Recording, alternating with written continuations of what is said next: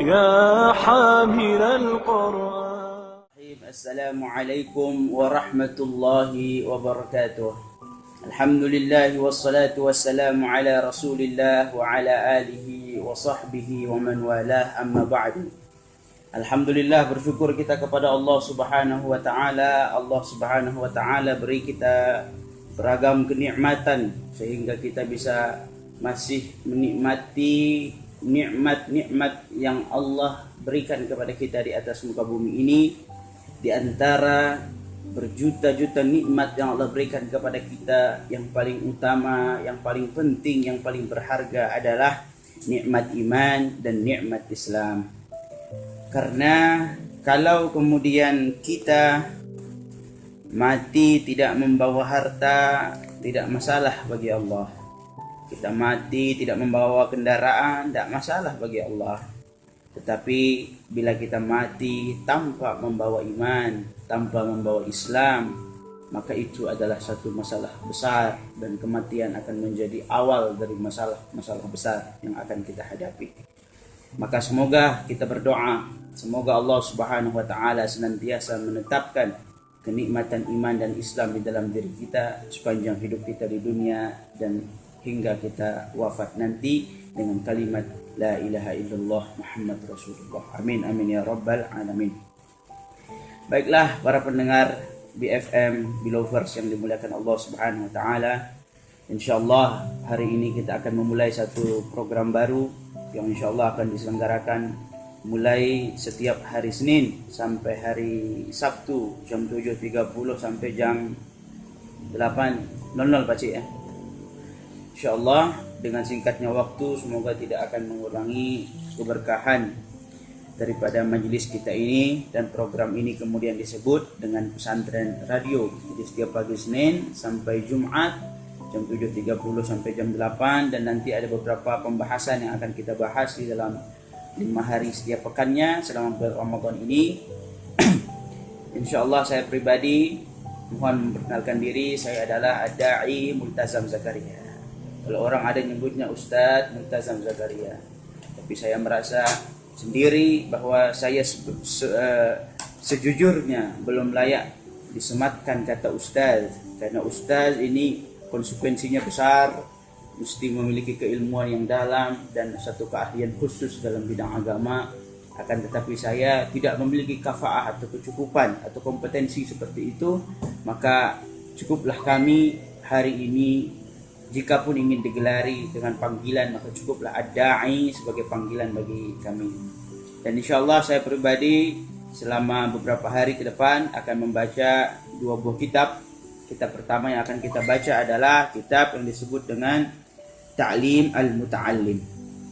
Kitab Ta'lim Al-Muta'allim ini adalah kitab wajib bagi setiap penuntut ilmu, dan siapa saja yang ingin sukses dalam menuntut ilmu. Karena itu kitab Ta'lim Al-Muta'allim ini diajarkan hampir di seluruh pesantren-pesantren, ya, di seluruh pesantren-pesantren, dan ini akan kita bahas insyaallah. Ada beberapa pasal dalam kitab ini. Selanjutnya insyaallah saya juga akan nanti kita sama-sama mutola'ah, kita bersama-sama mengkaji kitab Risalah ila Syababil Ummah yang ditulis oleh Syekh Raghib As-Sirjani. Ya, sebelumnya kitab Ta'lim Al-Muta'allim ini ditulis oleh Al-Imam Al-Alimul Allamah, yaitu Syekh Ibrahim Az-Zarnuji, ya, Syekh Az-Zarnuji. Dan insyaallah untuk kitab Risalah ila Syababil Ummah ini ditulis oleh Syekh Raghib As-Sirjani, di mana kitab Syababil Ummah ini adalah kitab panduan bagi seorang pemuda, seorang remaja untuk kemudian menjadi pemuda-pemuda yang hebat. Jadi pada kitab Ta'lim Muta'allim kita akan belajar tentang akhlak seorang penuntut ilmu, karena penting sekali akhlak bagi seorang penuntut ilmu. Dan pada kitab Risalah ila Syababil Ummah kita akan bicara bagaimana menjadi seorang pemuda yang hebat, bagaimana menjadi seorang pemuda yang kemudian punya kontribusi besar bagi agama, bangsa dan negara. Begitu insyaallah. Adapun nanti juga selain Al-Fakir, ada juga salah satu ustadz daripada pesantren Tahfiz Leadership Fajrul Islam. Al-Fakir pribadi saat ini diberikan amanat sebagai direktur pesantren Tahfiz Leadership Fajrul Islam yang saat ini berkedudukan di Buluh Tumbang, Belitung, Bangka Belitung. Ya. Dan kemudian nanti juga insya Allah dalam program pesantren radio ini akan hadir juga nanti Al-Ustaz Muhammad Fauzan Al-Faqih Al-Hafiz. Beliau adalah pembina tahfiz untuk pesantren tahfiz Leadership Fajrul Islam Bulu Tumbang, Bangka Belitung. Yang insya Allah beliau akan bacakan kitab At-Tibyan atau kitab tentang bagaimana kita berinteraksi dengan Al-Quran. Baiklah, kita mulai saja pembahasan kita. Hari ini saya awali dengan membaca kitab Ta'lim Al-Muta'allim. Kita sama-sama buka ta'lim kita, pengajian kita, pesantren Ramadan kita hari pertama ini dengan sama-sama melafazkan Al-Basmalah. Bismillahirrahmanirrahim. Qala al-muallifu rahimahullah wa nafa'ana bi'ulumihi fid darain amin. Pengarang kitab Syekh Az-Zarnuji memulai kitabnya dengan ucapan Bismillahirrahmanirrahim. Alhamdulillahilladzi faddala bani Adam bil ilmi wal amal ala jami'il alam. Beliau memuji kepada Allah Subhanahu wa taala dengan pujian. Segala puji bagi Allah Subhanahu wa taala, dialah yang telah melebihkan anak keturunan Adam yaitu manusia dari seluruh ciptaan-ciptaan Allah yang lain. Dialah yang telah melebihkan manusia sehingga manusia derajatnya bisa lebih tinggi dari derajat makhluk-makhluk Allah yang lain. Ya. Karena itu manusia ini istimewa sekali. Ya, manusia ini tinggi mulia di sisi Allah melebihi makhluk-makhluk yang lain. Dengan apakah Allah Subhanahu wa taala meninggikan derajat manusia? Bil ilmi wal amali. Dengan dua hal, ilmu dan amal. Ya, dengan ilmu dan dengan amal. Ya, dengan kalau manusia kemudian Allah cintai, maka dikatakan dalam satu hadis, dikatakan kalau Allah Subhanahu wa taala idza aradallahu bihi khairan yufaqihu fid din. Kalau Allah Subhanahu wa taala ingin menambah kebaikan bagi seorang hamba, menambah kemuliaan bagi seorang hamba, ingin mengangkat derajat seorang hamba, maka Allah akan hantarkan dia untuk menjadi seseorang yang berilmu di dalam agama. Ya. Jadi kalau kita dipermudahkan oleh Allah, kok kita punya kesempatan banyak, kalau kita dihadirkan guru oleh Allah Subhanahu wa taala untuk belajar agama, kita punya buku, kemudian kita punya waktu luang, maka itu pertanda Allah Subhanahu wa taala menginginkan kebaikan bagi kita. Allah Subhanahu wa taala menginginkan derajat kita dinaikkan, ditinggikan. Wal amali, dan juga Allah Subhanahu wa taala akan mengangkat derajat kita bila mana ilmu yang kita pelajari tersebut mampu kita amalkan. Mampu kita amalkan. Maka dengan kedua ini, ilmu dan amal, maka insyaallah Subhanahu wa taala kita akan menjadi hamba yang dimuliakan oleh Allah Subhanahu wa taala. Maka oleh karena itu menuntut ilmu itu sangat penting. Menuntut ilmu itu sangat penting sekali, ya. Allah Subhanahu wa taala berikan semua nikmat kepada makhluk-makhluk yang lain sebagaimana juga Allah memberikan nikmat kepada manusia. Nikmat-nikmat yang Allah berikan kepada manusia, Allah berikan juga kepada nikmat kepada makhluk-makhluk yang lain. Sebagai contoh misalkan, Allah Subhanahu wa taala memberikan kepada manusia nikmat penglihatan, kambing juga bisa melihat. Allah berikan kepada manusia nikmat kekuatan, tenaga untuk bekerja. Kerbau juga bisa kuat, punya tenaga, bisa bekerja. Allah berikan kepada manusia nafsu untuk suka kepada lawan jenis untuk menikah. Kucing juga suka kepada lawan jenis. Ayam juga bisa kawin. Ya. Manusia bisa punya keturunan. Katak saja bisa punya keturunan. Ya. Allah Subhanahu wa taala berikan kepada manusia nikmat untuk makan. Dan semua makhluk yang lain juga makan. Nyamuk saja makan. Ya. Jadi nikmat-nikmat yang Allah berikan kepada manusia, Allah berikan juga kepada hewan-hewan, kepada makhluk-makhluk yang lain, kecuali satu nikmat saja. Nikmat apakah itu? Dialah nikmat ilmu. Karena itu dikatakan oleh ulama, laulal ilm lakana an-nas kal bahaim. Kalau bukan sebab ilmu, maka manusia tak ada bedanya dengan binatang. Gak ada bedanya manusia dengan binatang. Kalau bukan sebab karena ilmu. Karena itu pertama-tama ketika Allah Subhanahu wa taala menciptakan Nabi Adam, apa yang dilakukan oleh Allah Subhanahu wa taala kepada Nabi Adam? Wa'allama Adam al-asma'a kullaha. Yang pertama-tama Allah lakukan adalah mengajarkan Nabi Adam. Nah, Diajarkan ilmu kepada Adam. Kenapa? Karena ilmu itulah yang membuat berbeda manusia dengan binatang. Ya. Karena itu kalau kita kemudian hidup tapi tidak mau menuntut ilmu, waktu usia kita gunakan untuk hal-hal yang tidak ada kaitannya dengan ilmu, maka perhatikanlah, hidup kita pasti nggak ada bedanya dengan binatang. Hidup kita nggak jauh berbeda dengan binatang. Karena itu ilmu ini sangat penting sekali. Ilmu ini sangat penting. Maka bagi kita semuanya kemudian untuk menuntut ilmu. Wassalatu ala Muhammadin Sayyidil Arabi wal Ajam. Ya. Kemudian salawat kita haturkan kepada Nabi Muhammad sallallahu alaihi wasallam. Dialah pemimpin bagi orang Arab dan bagi orang non-Arab. Apa makna salawat yang kita haturkan kepada Nabi Muhammad ini? Ya. Secara umum, salawat itu punya beberapa makna. Wahia minallahi ar-rahmatu wal maghfiratu. Kalau orang-orang katakan Allah Subhanahu wa taala berselawat, maka di sini selawat maknanya adalah Allah memberikan rahmat dan memberikan ampunan kepada hamba tersebut. Kalau dikatakan misalkan Allah berselawat kepada seorang hamba, maka maknanya adalah Allah mengasihi, menyayangi dan memberikan ampunan kepada hamba tersebut. Ya. Wa min malaikatihi istighfar. Adapun kalau kalau ada orang katakan malaikat berselawat kepada seorang hamba, maknanya itu adalah malaikat memohonkan ampun kepada hamba tersebut. Ya. Ya. Adapun kalau dikatakan seorang manusia berselawat kepada manusia yang lainnya atau seorang manusia berselawat kepada Nabi Muhammad sallallahu alaihi wasallam, maka ini maksudnya adalah mendoakan kebaikan, ya. Mendoakan kebaikan. Maka oleh karena itu, ya, ketika kita berselawat kepada Nabi Muhammad, maknanya adalah kita mendoakan kebaikan bagi Nabi Muhammad sallallahu alaihi wasallam. Untuk apa kita mendoakan kebaikan kepada Nabi Muhammad? Bukankah Nabi Muhammad sudah baik? Bukankah Nabi Muhammad sallallahu alaihi wasallam kemudian sudah dijamin surga oleh Allah Subhanahu wa taala? Kok kita masih penting mendoakan salawat, mendoakan Nabi Muhammad SAW, bersalawat kepada Nabi Muhammad SAW?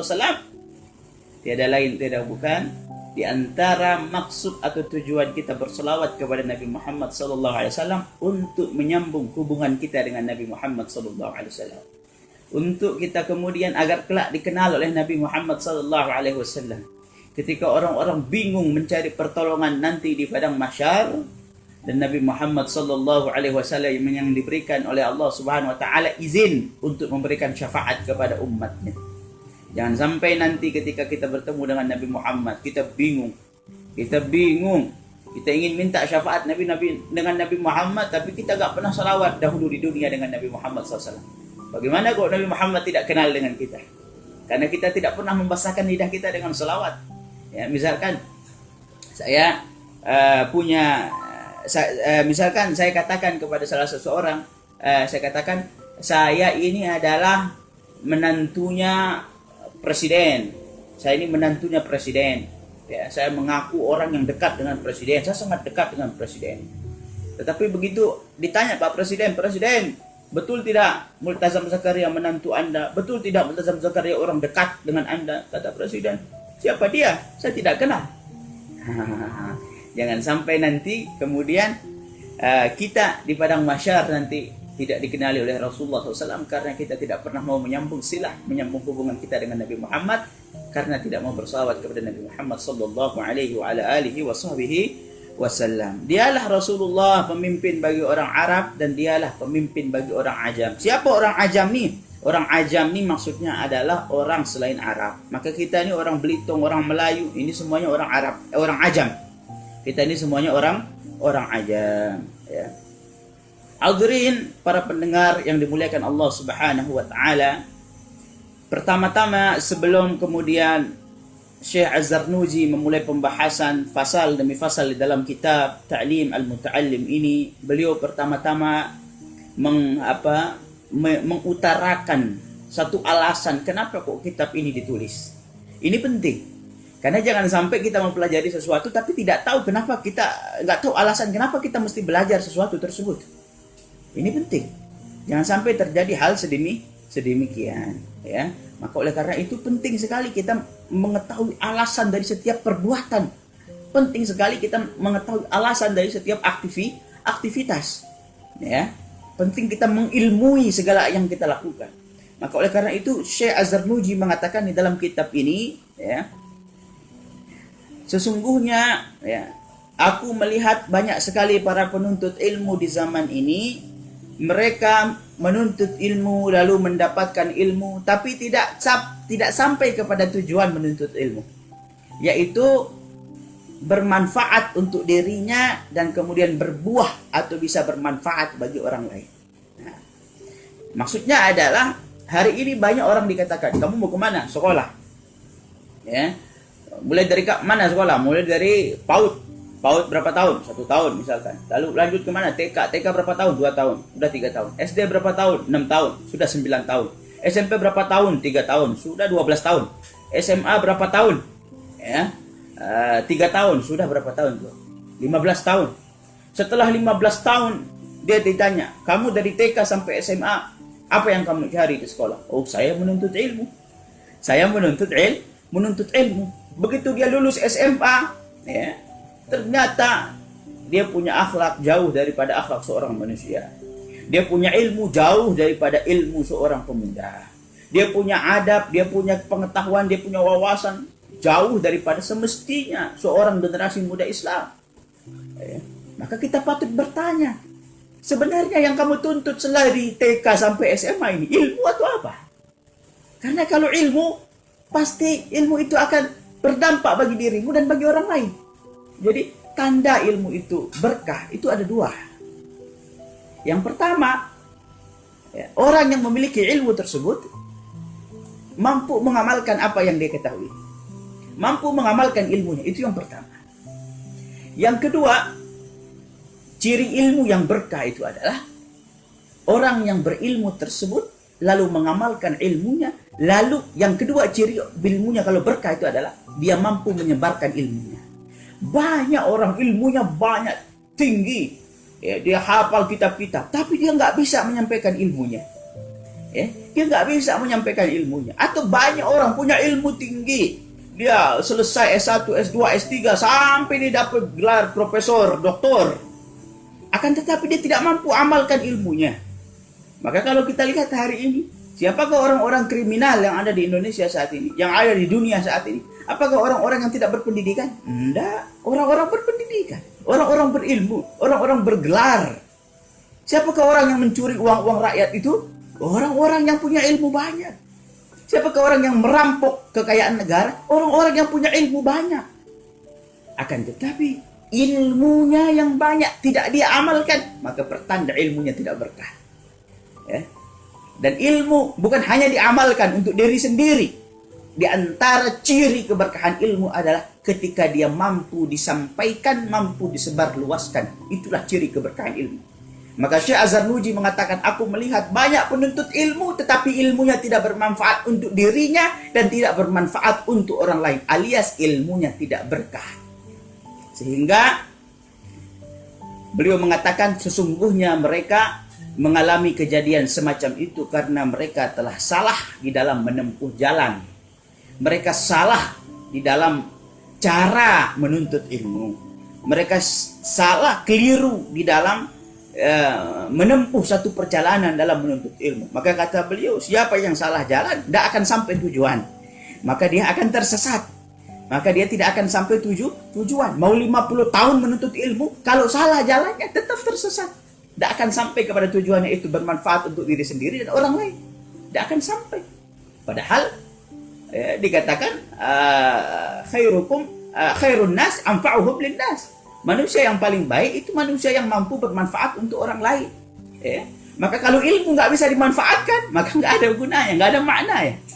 Kata beliau, maka oleh karena itulah, ya, berdasarkan kitab-kitab yang aku baca dan berdasarkan pengetahuan yang aku dengarkan daripada guruku, ta'lim yang aku simak daripada guruku, aku menulis kitab Ta'limul Muta'allim ini dengan maksud ini akan menjadi panduan bagi para penuntut ilmu sehingga mereka tidak tersesat di dalam menuntut ilmu, ya.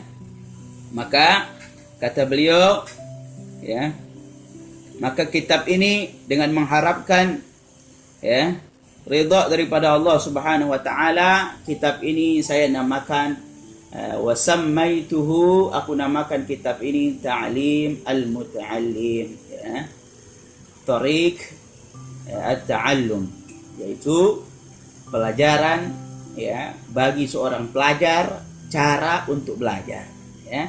Dan kitab ini dibagi menjadi beberapa pasal oleh beliau, ya, menjadi beberapa pasal, dan nanti insyaallah kita akan bahas pasal demi pasal yang insyaallah sangat bermanfaat bagi kita semuanya, ya, khususnya bagi para penuntut ilmu.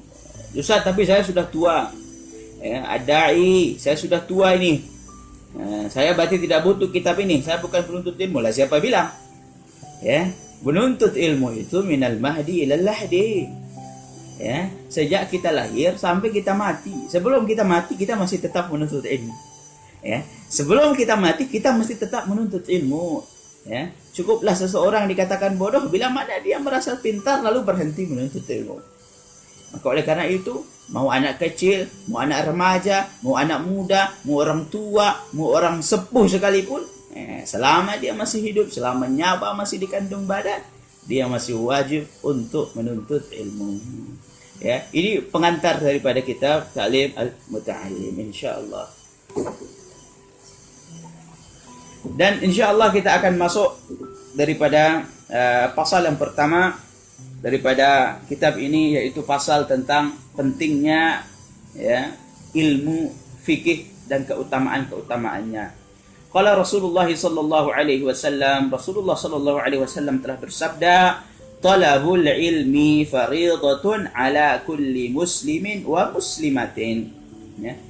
Sesungguhnya, ya, talabul ilm, menuntut ilmu, mencari ilmu, fariidah. Ya. Wajib hukumnya, fardu, wajib hukumnya. Bagi siapa menuntut ilmu itu wajib? Ala kulli, untuk semua. Semua siapa? Muslimin wa muslimatin. Bagi setiap orang muslim laki-laki maupun muslim perempuan. Jadi ketika Nabi SAW menyampaikan hadis ini, yang beliau gunakan untuk mewajibkan menuntut ilmu ini adalah gelar kita sebagai seorang Islam. Ini menunjukkan apa? Islam itu adalah agama ilmu. Islam itu adalah keyakinan yang dibangun di atas ilmu. Coba perhatikan baik-baik. Talabul ilmi faridatun ala kulli muslimin wa muslimatin. Menuntut ilmu wajib bagi setiap muslim laki-laki dan muslim perempuan. Nabi tidak katakan menuntut ilmu wajib hukumnya bagi seorang pria dan seorang wanita. Tidak. Tapi dikatakan bagi seorang muslim laki-laki dan seorang muslim perempuan, atau muslim pria atau muslim wanita. Yang digunakan, yang diwajibkan di sini adalah seseorang, setiap orang yang mengaku Islam, maka dia wajib menuntut ilmu. Bermakna apa? Bermakna Islam adalah agama ilmu. Maka kalau ada orang katakan Islam itu agama tidak berilmu, lah, ini salah besar. Islam dibangun atas khayalan-khayalan, salah besar. Islam dibangun atas kepercayaan, fanatisme, kebodohan, lah, salah besar. Islam dibangun atas ilmu. Maka oleh sebab itu, kemajuan Islam juga dengan ilmu.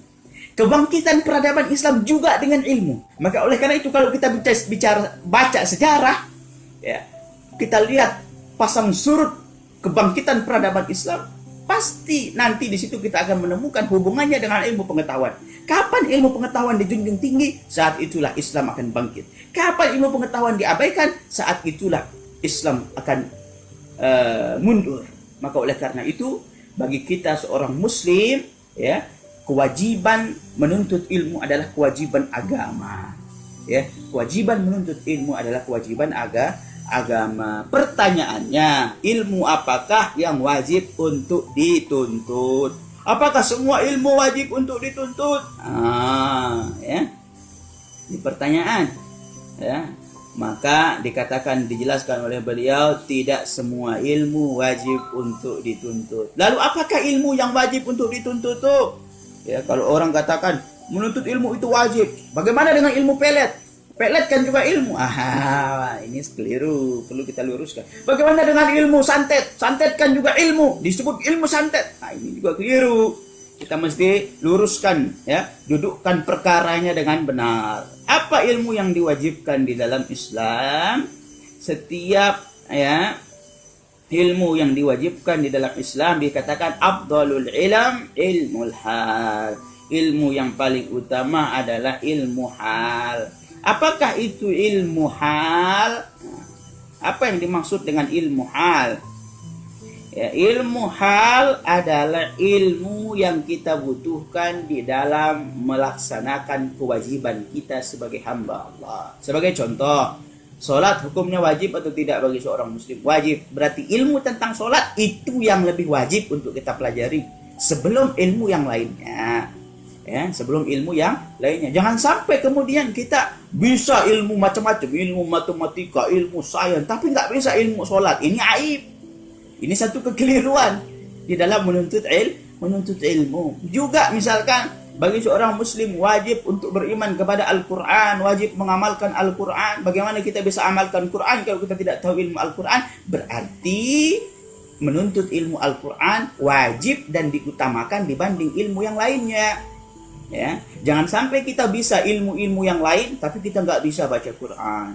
Kita bisa matematika juara 1, kita olahraga, tapi kita nggak bisa baca Quran. Kita nggak paham Al-Quran. Kita pintar kimia, tapi kita nggak paham Quran. Kita hebat bahasa Inggris, tapi kita nggak paham Quran. Jangan sampai. Bukan berarti kemudian menuntut ilmu-ilmu umum nggak boleh. Bukan. Wajib, tetap wajib hukumnya. Menuntut ilmu-ilmu yang kita butuhkan, yang bermanfaat bagi agama kita, tetap dibolehkan. Tetapi ada namanya skala prioritas. Bagi seorang muslim, skala prioritasnya adalah menuntut ilmu yang dibutuhkan di dalam melaksanakan kewajibannya kepada Allah. Kalau sudah bisa ilmu sholat, sudah bisa ilmu zakat, sudah bisa ilmu ilmu Quran, ya sudah. Setelah itu cari ilmu yang lainnya.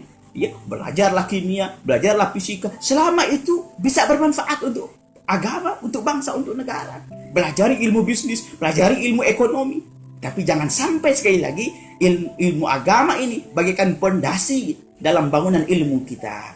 Jangan sampai kita ilmu-ilmu yang lainnya sebagai atapnya, sebagai dindingnya, sebagai yang kita pelajari, tapi pondasinya lemah. Setinggi apapun ilmu, kalau pondasinya yaitu ilmu agama lemah, maka datang saja godaan sedikit, hancur dia. Ya, hancur dia. Maka oleh karena itu, ilmu yang pertama-tama yang mesti kita pelajari dan mesti kita ajarkan kepada anak dan keluarga kita adalah ilmu agama yang berkaitan dengan kewajiban-kewajiban seorang hamba kepada Allah dan juga yang diatur di dalam syariat-syariat Islam. Wallahu a'lam bissawab. Pak Cik, masih ada kita punya waktu? Lanjut, berapa menit? Ya, sampai 8:15. Oh, masih ada ya, 10 menit ya. Baiklah. Belovers yang dimuliakan Allah Subhanahu wa taala. Jadi inilah ilmu yang mesti kita pelajari, ya, yang mesti kita pelajari. Ustaz, tapi saya sudah tua, ya. Saya belum bisa ilmu tentang sholat. Bagaimana ini? Bacaannya saya belum paham, belum bisa. Ya, maka ya harus belajar. Malu tapi udah tua malu. Masa ya gimana? Masa malu? Ya. Kita butuh sesuatu, jangan malu. Dan ilmu itu sekali lagi kebutuhan sebagai seorang muslim. Jangan sampai kita beramal, kita merasa sudah soleh, sudah beramal, tapi nggak pakai ilmu. Maka dikatakan apa itu? Wa kullu man bi ghairi ilmin ya'malu, a'maluhu mardudatun la tuqbal. Setiap orang kalau beramal tanpa ilmu amalnya ditolak, mardud, ditolak amalnya. Nggak punya ilmu. Ya, maka kita mesti belajar terus menuntut ilmu. Ya, kalau kita sudah terlalu jauh meninggalkan jalan menuntut ilmu, maka sebelum nyawa kita diambil oleh Allah, masih ada waktu bagi kita kemudian untuk menuntut daripada ilmu. Dan sekali lagi, yang paling utama untuk kita tuntut adalah ilmu agama. Setelah anak kita, setelah diri kita belajar ilmu agama, kita paham bagaimana kewajiban kita di dalam agama, maka setelah itu silahkan kita menuntut ilmu-ilmu yang lainnya. Ya, dan itulah juga yang menjadi kurikulum atau filosofi di pesantren tahfiz leadership Fajrul Islam yang kita bangun. Pertama-tama kita jejali dulu, kita pastikan ilmu agama, ilmu syar'i, ilmu-ilmu dasar yang dibutuhkan untuk melaksanakan kewajiban itu telah didapatkan, lalu kemudian nanti kita akan tambahkan di situ ada ilmu leadershipnya, ada ilmu entrepreneurshipnya, ilmu kepemimpinannya, segala macam, ya, ilmu bisnis segala macam. Ya, saya pribadi adalah sarjana ekonomi Islam, sarjana ekonomi, saya S1 manajemen bisnis syariah. Apa tidak boleh kita bisnis, belajar ilmu bisnis? Boleh. Tetapi ayah saya punya ibu sudah bekali saya sejak kecil, saya sudah diajarkan Al-Quran. Kemudian setelah itu keluarga sadar betul bahwasanya ilmu agama inilah yang wajib. Maka SMP, SMA kita dimasukkan ke pesantren. Setelah pesantren, bebas. Kita mau pilih ilmu apa sesuai dengan minat kita, yang kita punya anggapan, kita punya praduga. Dengan ilmu itu kita bisa bermanfaat. Dengan ilmu itu. Nah, jangan juga ini satu penting sekali saya sampaikan ya. Penting saya sampaikan. Ada orang belajar ilmu tapi nggak tahu ini ilmu bakal bermanfaat atau tidak, kira-kira begitu. Ya, ini mohon maaf ya, mohon maaf saya sampaikan, ini satu kesalahan bagi saya, satu kekeliruan menurut saya. Ketika anak-anak kita SMP, SMA dijejali dengan banyak ilmu, banyak mata pelajaran. Tapi begitu selesai SMA kita tanya, mana mata pelajaran yang bermanfaat bagi dia? Ya, mana rumus yang bermanfaat bagi dia untuk kehidupan dunia, agama dan akhiratnya? Ya, sangat sedikit sekali. Maka oleh karena itu, mengapa di masa-masa muda, di masa-masa keemasan kepala, otak seorang anak, seorang remaja, kenapa kita tidak isi dengan ilmu-ilmu dasar? Kenapa kita tidak isi dengan ilmu-ilmu agama yang menjadi pondasi daripada kita punya kehidupan, kita punya bangunan keilmuan? Ya, maka bagi saya pribadi, beloved sekalian, bagi saya pribadi nih, ya, kalau anak saya usia SD, SMP sampai SMA, ya, tidak penting bagi saya dia itu bisa juara 1 olimpiade matematika atau yang lainnya. Itu nggak penting bagi saya. Tapi yang penting adalah dia tahu ilmu-ilmu yang bisa memenuhi kewajiban. Dia tahu ilmu sholat, dia tahu ilmu Al-Quran, dia hafal Al-Quran, dia paham bahasa Al-Quran, dia paham hukum-hukum dalam Al-Quran. Nah, setelah dia lulus SMA, setelah itu bebas. Dia mau jadi ahli pesawat, dia mau jadi ahli kapal laut, dia mau jadi ahli sawit, dia mau jadi ahli timah, dia mau jadi PNS, dia mau jadi dosen, dia mau jadi penyiar radio, dia mau jadi penulis buku, dia mau jadi apa? Terserah. Yang penting itu bermanfaat dan tidak bertentangan dengan syar'i, dengan syariat, silahkan. Yang penting dasarnya dulu. Ya, dasarnya. Karena masa keemasan itu luar biasa. Ya, luar biasa. Maka oleh karena itu, kenapa kok kita hari ini banyak di antara generasi muda kita dikatakan kita mengalami bonus demografi? Anak muda kita banyak, tapi apa yang terjadi? Betul, anak muda kita banyak dari sisi jumlah. Dari sisi jumlah kita menang, tapi dari sisi kualitas belum tentu. Kenapa? Karena kebanyakan anak muda kita menjadi anak muda rata-rata. Tidak ada yang punya keahlian yang khusus. Sedikit sekali yang punya keahlian khusus. Lulus SMA dia, kemudian nanti akan menjadi kuliah, dia akan memilih jurusan, dia akan memilih satu bidang keilmuan khusus. Dia kemudian hebat, nggak ada. Kenapa? Karena kita paksa anak-anak kita untuk bisa semua mata pelajaran, bisa semua ilmu pengetahuan, tapi asal bisa. Yang penting tahu sedikit-sedikit. Tidak ada yang jadi. Dia ahli kimia enggak, ahli agama enggak, ahli pesawat enggak. Sekedarnya saja. Maka generasi kita menjadi generasi apa? Generasi sekedarnya. Generasi sekedarnya. Maka hemat al-fakir, hemat kami pendengar yang dimuliakan Allah Subhanahu wa taala.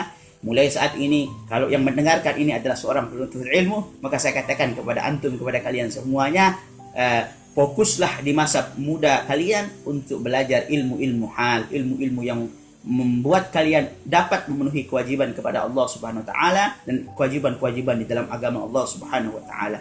Akan tetapi bila yang mendengarkan ini adalah para orang tua yang punya anak yang sedang menuntut ilmu, maka saya sampaikan kepada kalian semuanya, kepada para ayah bunda sekalian semuanya, saya sampaikan, pastikan masa anak-anak, masa remaja, pemuda, anak-anak kita dipenuhi dengan menuntut ilmu-ilmu yang diwajibkan oleh Allah Subhanahu wa taala, dan setelah ia selesai dengan ilmu-ilmu tersebut, maka silahkan cari dia punya bakat, dia punya potensi, dia minatnya di bidang apa. Silahkan setelah lulus SMA baru dia punya spesialisasi, baru dia menjadi apa? Menjadi dokter, silahkan. Menjadi ahli bisnis, silahkan. Tidak masalah. Yang penting agama itu dulu. Yang penting agama itu dulu. Jangan sampai Jadi bisnis agamanya tidak ngerti, akhirnya jadi pebisnis yang curang. Jadi ahli pemerintahan tapi agamanya tidak ngerti, sehingga jadi ahli pemerintahan yang korupsi. Jadi ahli pemerintahan yang bejat. Jangan sampai nanti jadi dokter tapi agamanya tidak ngerti, jadi dokter yang nggak benar. Jangan sampai nanti jadi apa lagi?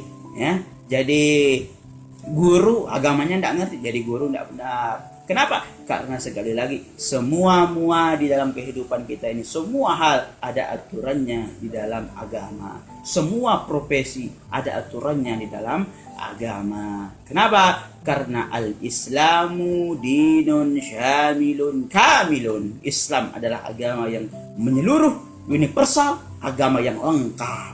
Semua diatur dalam Islam, ya. Semua diatur, mulai kita bangun tidur sampai kita tidur lagi, kita masuk WC, keluar WC, semuanya diatur di dalam Islam. Maka oleh karena itu, saudara-saudaraku yang dimuliakan Allah, ya, saya menyeru dari hati yang paling dalam kepada para jamaah sekalian, jamaah pesantren radio BFM sekalian, ya, jamaah Fajrul Islam sekalian. Mari kita bersama-sama untuk menghidupkan tradisi ilmu di tengah-tengah diri kita, keluarga kita, masyarakat kita, dan negara kita. Dengan demikian insya Allah kita akan diangkat derajatnya oleh Allah Subhanahu wa Ta'ala menjadi kaum, menjadi hamba, menjadi bangsa, menjadi negara yang mulia, yang tinggi.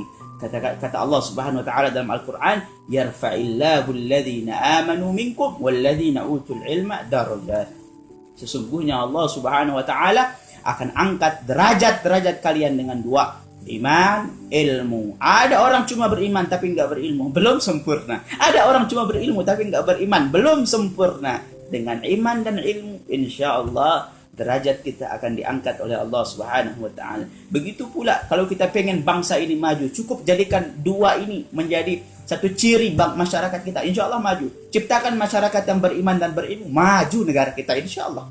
Ya. Rumah tangga kita juga demikian. Hidupkan tradisi iman, tradisi ilmu di dalam rumah tangga kita, anak kita, istri kita, insya Allah akan jadi keluarga yang sakinah, mawaddah, warahmah, dan dimuliakan oleh Allah Subhanahu wa Ta'ala. Jadi inilah pembahasan pertama kita, pengantar daripada kitab Ta'lim Al-Muta'alim yang insya Allah nanti akan kita bahas. Jadi di sini ada beberapa pasal, termasuk di sini akan membahas nanti tentang urutan-urutan di dalam menuntut ilmu, kadar-kadar dalam menuntut ilmu, kapan memulai kita menuntut ilmu, ya, seperti apa teman di dalam menuntut ilmu, ya, kemudian apa yang bisa menguatkan hafalan kita dalam menuntut ilmu, apa yang dapat mengundang rezeki kita dalam menuntut ilmu. Ada banyak hal nanti pembahasan di sini insya Allah akan kita bahas jika Allah Subhanahu wa Ta'ala izinkan. Semoga Allah Subhanahu wa Ta'ala beri kita kepahaman ilmu yang sedikit ini, semoga bermanfaat, bisa saya amalkan untuk diri saya pribadi dan juga bisa bermanfaat dan diamalkan untuk jamaah pendengar sekalian yang dimuliakan Allah Subhanahu wa Ta'ala. Ini saja dari saya. Barakallahu fikum. Mohon maaf atas segala salah dan khilafnya. Sekali lagi insya Allah kita akan berjumpa kembali dalam besok pagi dalam program Pesantren Radio bersama Pesantren Tahfiz Leadership Fajrul Islam. Wallahul muwaffiq wal hadi ila sabilir rasyad. Subhanakallahumma bihamdika asyhadu an la ilaha illa anta astaghfiruka wa atubu ilaik. Wassalamu alaikum warahmatullahi wabarakatuh. Alhamdulillah.